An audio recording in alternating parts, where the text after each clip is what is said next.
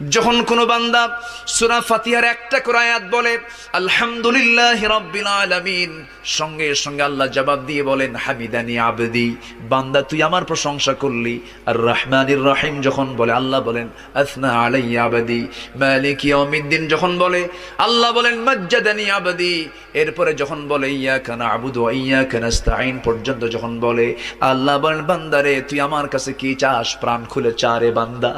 ইহদিনাস সিরাতাল মুস্তাকিম থেকে শুরু করে নিয়া ওয়ালাদ-দাল্লিন পর্যন্ত যখন বান্দা বলে তখন আল্লাহ বলেন বান্দা নামাজের মধ্যে এমন প্রেমের খেলা খেললি বান্দা, তুই যা চাইলি সব আমি আল্লাহ কবুল করলাম।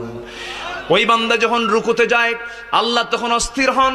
ওই বান্দা যখন সিজদায় যাওয়ার জন্য প্রস্তুতি নাই, সমস্ত ফেরেশতাকে ডাক দিয়ে বলেন ও ফেরেশতারা, এই বান্দাগুলো আমাকে দেখলো না, রাসূলকে দেখলো না, কোরআনকে দেখে হাদিসকে বিশ্বাস করে আমাকে খুশি করার জন্য তার সবচেয়ে সম্মানজনক